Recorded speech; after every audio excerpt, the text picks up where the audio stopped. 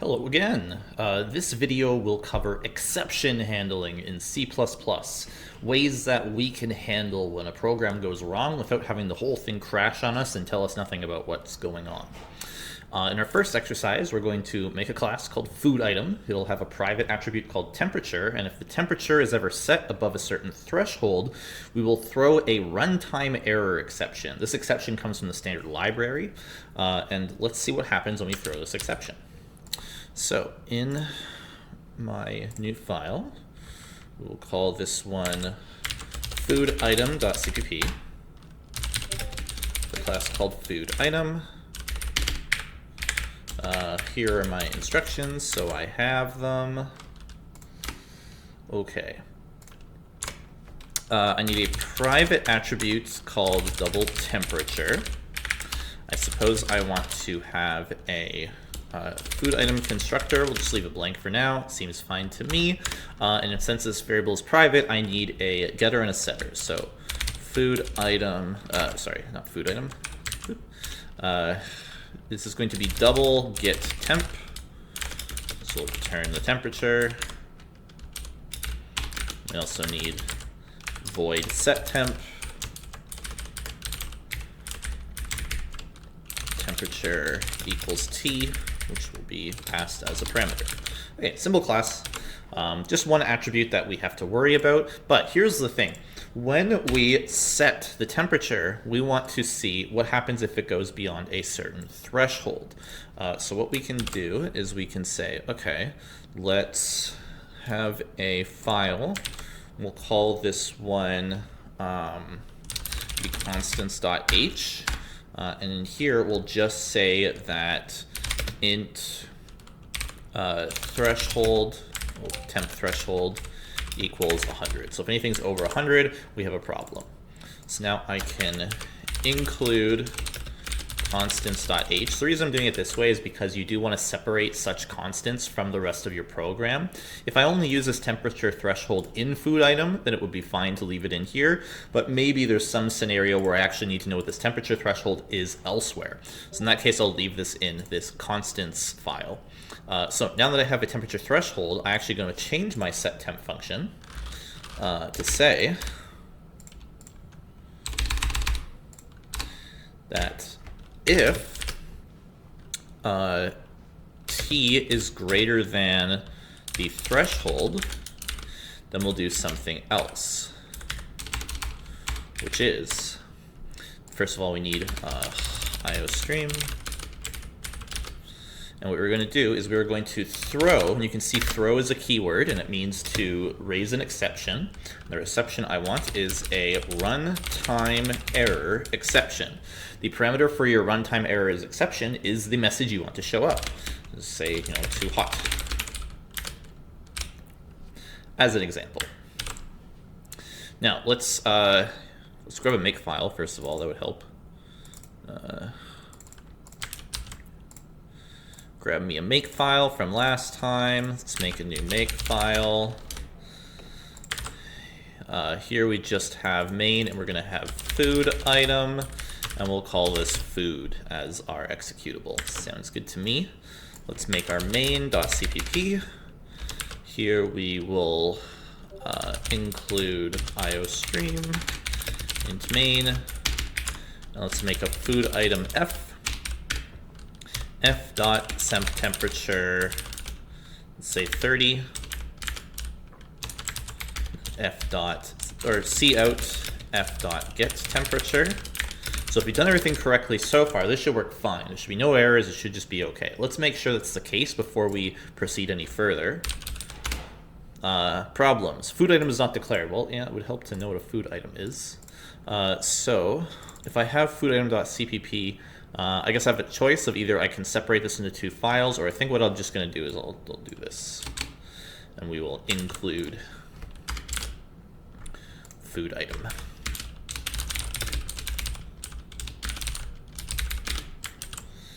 It's fine with me.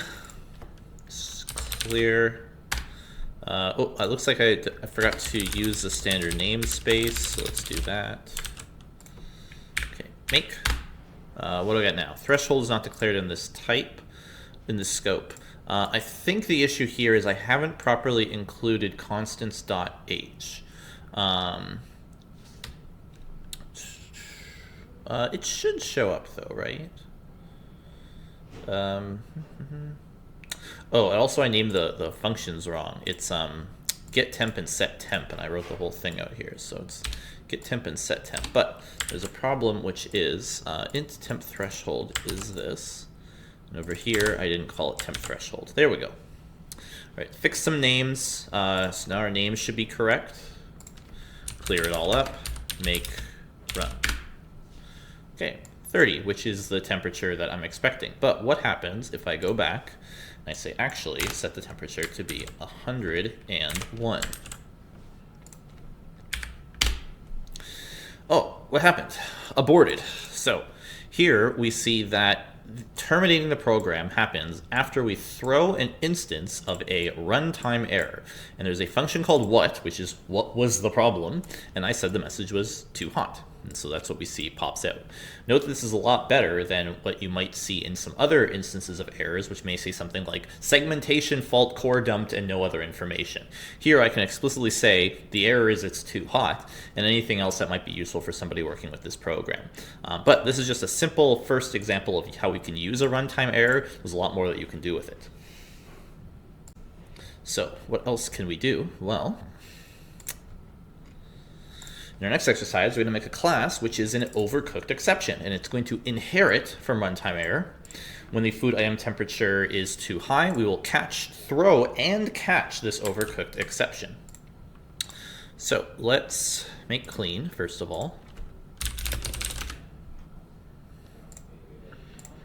We're going to put all this into a folder. Example 1.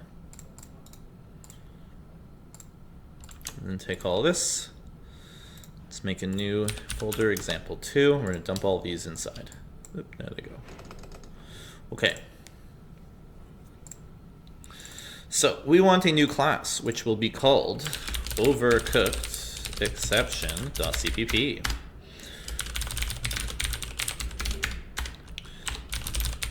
Oops, not include. Using standard namespace. Overcooked exception will inherit from runtime error. Did I say runtime error or did I say something else? Yeah, runtime error. And so this means an overcooked exception is a runtime error and shares all of the same properties with it. Notably, one thing that it shares that is very important is the what method.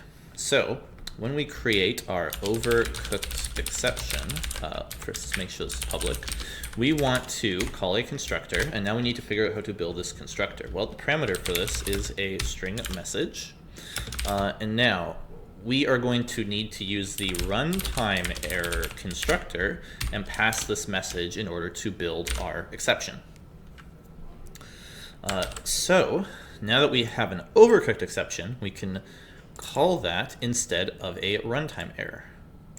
I just need to include overcooked exception.cpp, and this is what I will throw instead. So now let's see what happens.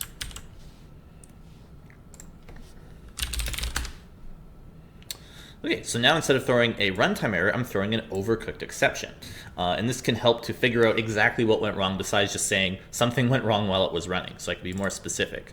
Also, one thing that I might want to do is not just to crash the whole program when things go wrong. And so for that, I need to do what's called catching this exception. When I set the temperature here, rather than just setting it, I can put it in what is called a try block. I will try to set the temperature. And I will catch if there is a overcooked exception.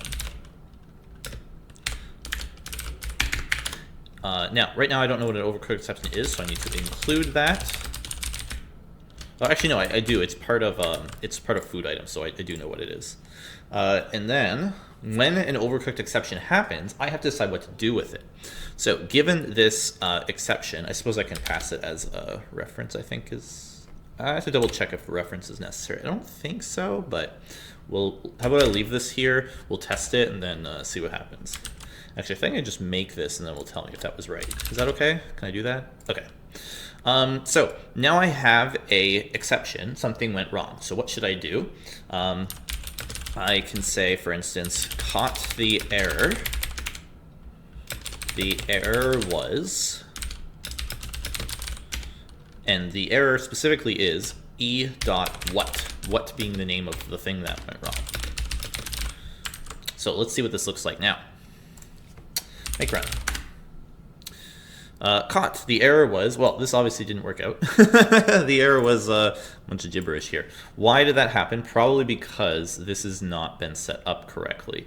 Now, if I take a overcooked exception without this, I don't think that should matter. Yeah, no, this is a different problem here. And I believe the problem has to do with what's going on over here.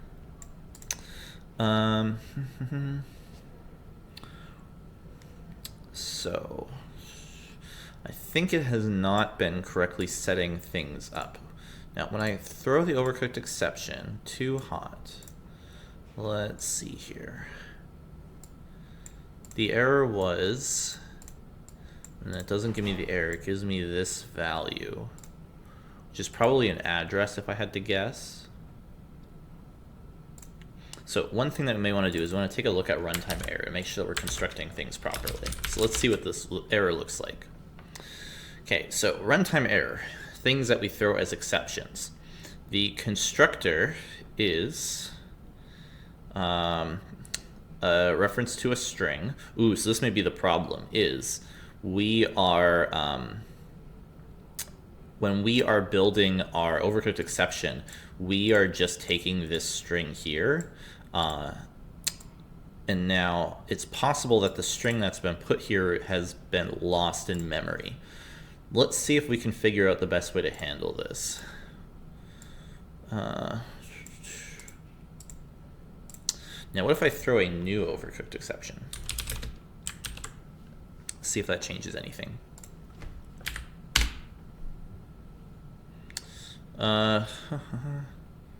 Okay, so now it still threw the overcooked exception. Overcooked exception pointer this time. And I imagine if I do this, it's not going to work too well either. Same problem. Oh, I have to use the arrow. Don't think this is the right way to go, but I'm kind of curious. Okay, so this didn't actually fix anything. Let's do a little undo there. Okay, we don't want a new overcooked exception. We just want to throw overcooked exception. I think we do want to give it too hot. Maybe this is supposed to be passed by reference. Let's see.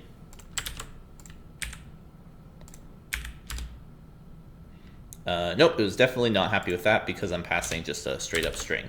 So that seems to not be good. Let's see. Perhaps there's another issue going on here. Okay, one thing we can try to do is we can actually just override the what method. So how about we do... now, what's the name of the... what arg, it looks like, is the name of the explanatory string. So let's see if we can use this. Yeah, okay. So this is string what, has no parameters, return what arg. Let's see how that works. Okay, no. So that's probably something that's not available to our overcooked exception. Okay, what if I try... I think I see the problem. I'm just calling this method, but I probably should print it out, huh? And then, of course, it's outputting that weird number because it can't actually get the temperature. So actually what we should do is we should put this code here inside of our try so that we only do this if we were successful at getting the temperature. Program is finished. Just so we can make sure it actually finishes properly. Okay, let's try this out. Clear, make run. Okay, so here we catch the error. This time we actually were able to notice that, oh, something went wrong. we didn't print out the temperature that we get from f because we failed to actually set the temperature. When we do, we get this overcooked exception. We say, oh, caught the error. We say what the error is, and we terminate. And then the program is finished. And note that I can actually run more lines of code after we catch this error. It doesn't crash my whole program. And this is really important because it means that we can try stuff out, and as long as we're aware of what stuff might go wrong, we can actually handle that appropriately. Okay, on to the next one. So for number 3, we want to extend the food item class to have a salt level attribute, and we'll throw a too salty exception if the salt level is too high.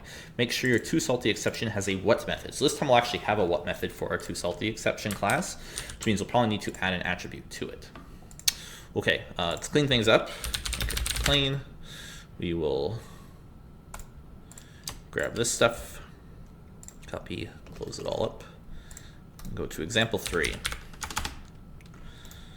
Okay, so here we need a salt level. Salt level, let's say 10 as a fine point. And then, or actually no, so we need salt level to be a value that we set per food. We also need a salt threshold. So in our constants, we'll say int salt threshold is 10. So if anything goes over 10 salt, is too salty. Let's make this file here instead of overcooked. I guess we can just duplicate it. That's fine. So this one. This will be our too salty exception.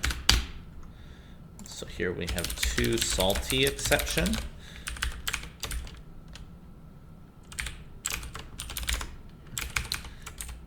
And here we also want to have a string message. And here we can we can call our constructor for our parent class as well as assigning the message. Now, our what method will simply say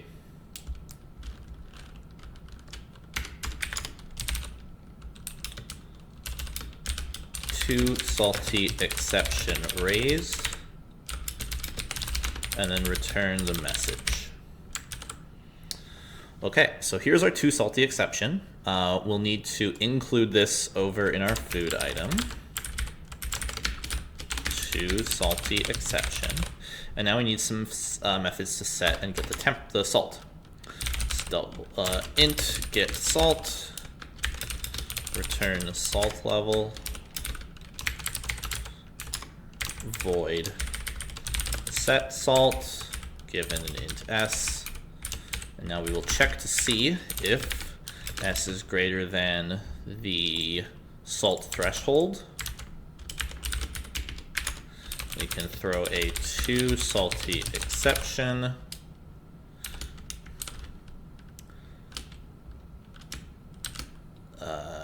Salt.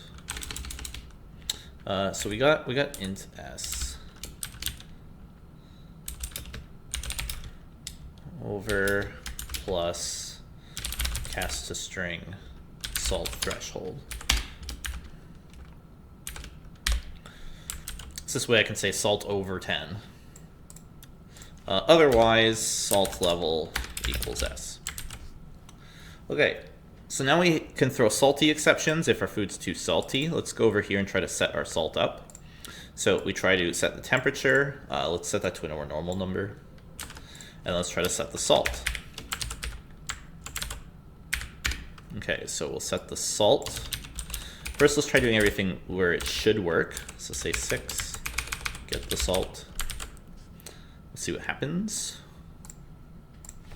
Make run. Oh, we got some problems. What's the first problem? I'm missing a brace in my too salty exception. Where is the missing brace? Exception raised, return that. 14 at the bottom. But this should be fine, right? Oh, there's a colon here instead of a semicolon. That'll do it.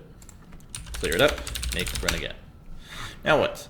No matching call for, okay, so this may be where I'm not able to convert this to, I think I could do toString of the integer. Let's try that. So instead of string, it should be toString.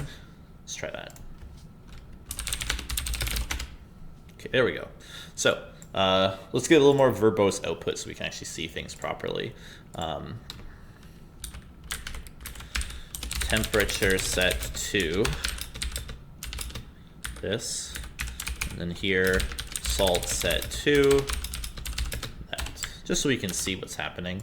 It's a little unclear. Temperature set to 60, salt set to 6, everything is okay. Now let's try changing some of these values and see what happens. So if I set the temperature to 600, let's see. So now it's too hot, and I don't set the salt level, and I stop. If I want, I could move the salt setting stuff out of here into a separate spot. That is an option available to me if I want to still set the salt even if the temperature is not okay. Maybe if the temperature is bad, I don't want to set the salt. I only want to set the salt if the temperature is okay. Now let's try setting the salt too high. So here, we terminate the program. We don't print out program is finished because I throw a too salty exception and I don't catch it. So now I need to catch this exception by doing the same thing here. So instead of an overcooked exception, I want a too salty exception. Here we'll say overcooked. Here let's say too salty.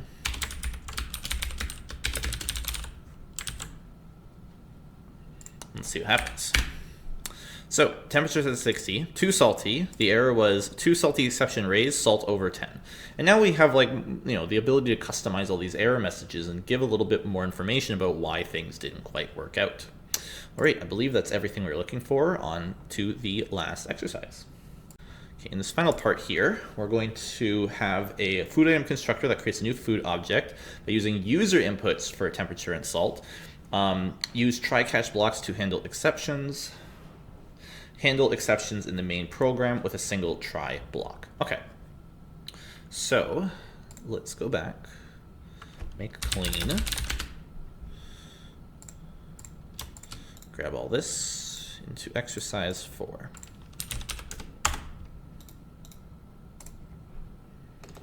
Okay. So my food item constructor right now is basically empty. So let's get it to actually set up some of our values. So we can say, please enter a, what did it say we have to do? Oops. Let's put the instructions here. Using user inputs, use try-catch blocks to handle exceptions.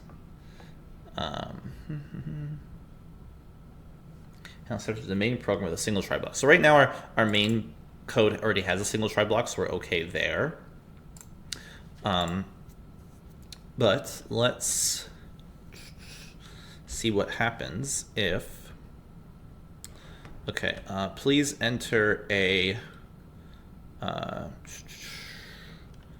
temperature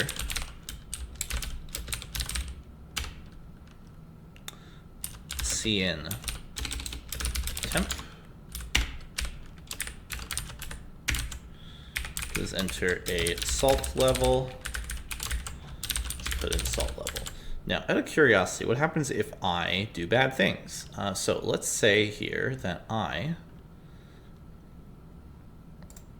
so now that I have the constructor handle this setup, I don't have to call these methods specifically. Although some things will happen if I don't. So let's say that I comment all this for now, and I just say food item F. Let's see what happens. So make run. Please enter a temperature, 1000. Please enter a salt level, hello. Okay, not great answers. It doesn't seem to catch any things that are happening here. So we have some problems. The fact that I can enter hello as my salt level is a bit of an issue. So maybe we want to handle simple things such as them not putting in a appropriate value.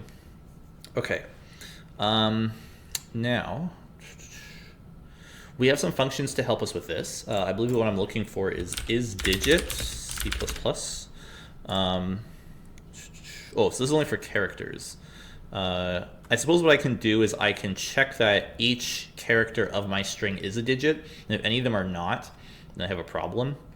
I suppose I want to say if is digit, or also if it's a decimal, that's okay. I wonder if there's a function for that. Is string integer, or a number in C++. I don't think there is a built-in. Yeah, so I'm going to have to actually manually check if everything is a digit, or if it's a decimal as well. But we can handle this. So we have a problem here. We can fix this. And here's what we're going to do. Is if, and let's actually put food item F inside of here. We'll comment out these setters for now, because we already saw those in action. Okay. So instead of reading directly into the double and into the integer, what we'll do is we'll read it into a string first. So we're going to have string input. We're going to read this into the input. And then let's call a method is valid data given a string, M for message. So for I is 0, I is less than m dot length, if m is digit m, or sorry, not is digit m. So if it's not a digit, and sorry, m0, mi. Let's write message out, make it a little clearer. Okay, so given my message, if it's not a digit and message I is not equal to dot, because I might have a fraction, then return false, otherwise it's true. Now that I have this is valid data thing, I can call this every time I get my input. So if it's not valid data, I can throw a runtime error, invalid temp data.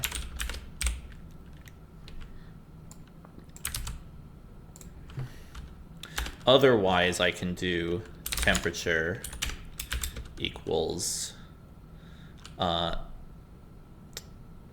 think I have to find a string to double. Is it ATOD? I think it's ATOD. ATOF. Okay, ATOF. Convert my string into a double. And then similarly here, read this into the input. If it's not valid data, this is invalid salt data. And then salt level is ATOI.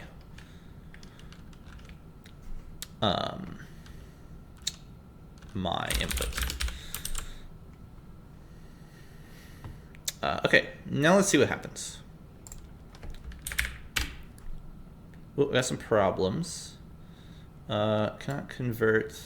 Oh, it wants a constant char. I feel like I've solved this problem before.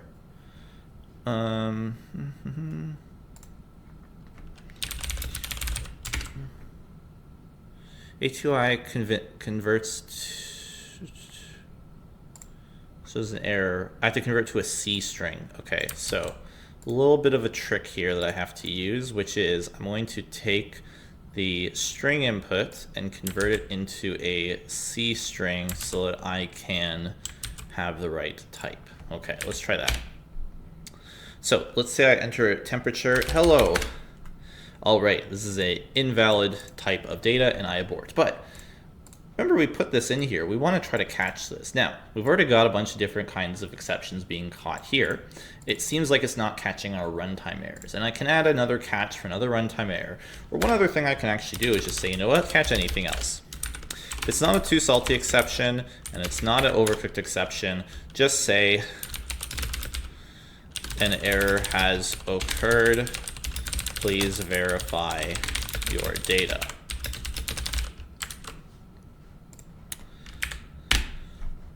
And now, when an error has occurred, it can be handled by this catch-all. It's literally called catch-all. So this ... means that the code in here will run no matter what kind of exception you have, but there's a caveat, which is that notably I don't get to just throw in an error, a specific type of error message.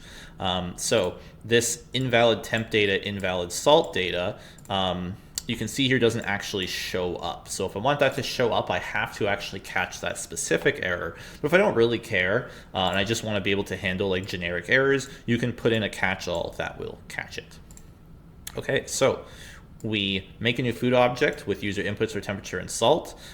We have a try catch block here that will catch it in the main program. And that pretty much wraps it up. Now, I suppose here it says use try catch blocks plural to handle exceptions.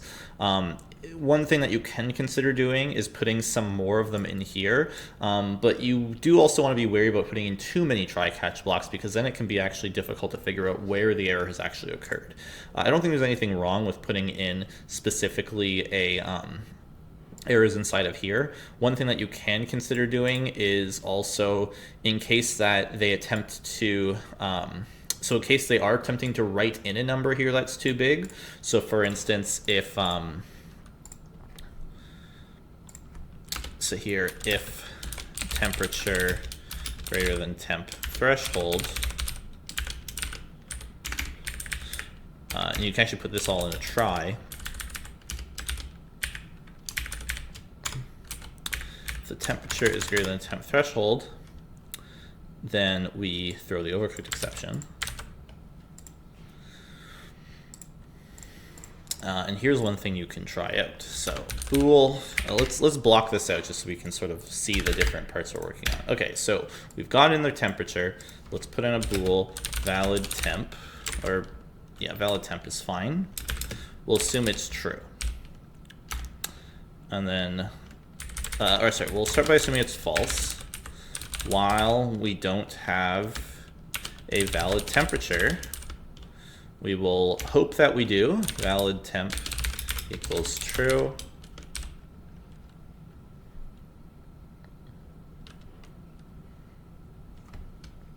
Yeah. We will attempt to do this. If it turns out that the thing is overcooked, we'll say valid temp equals false. And we will catch the overcooked exception.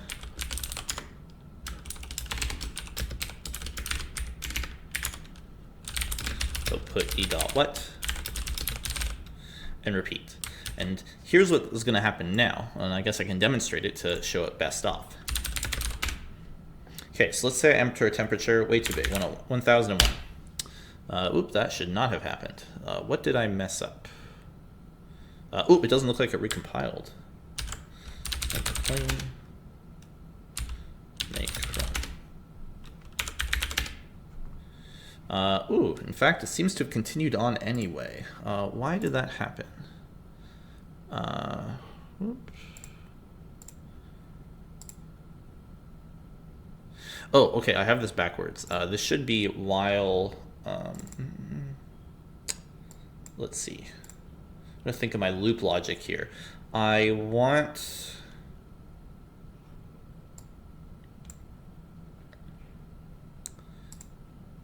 valid temp equals true while valid temp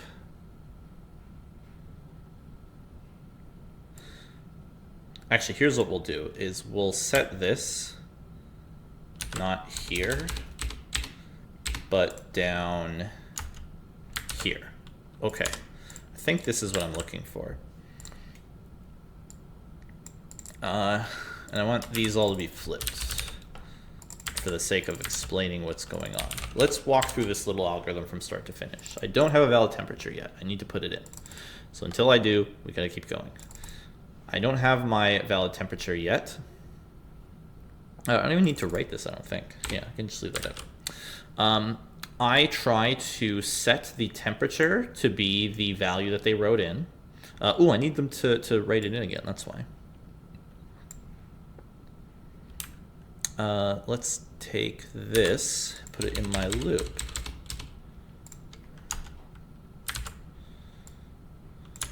Okay, there we go. This makes more sense. Okay, starting from the top again.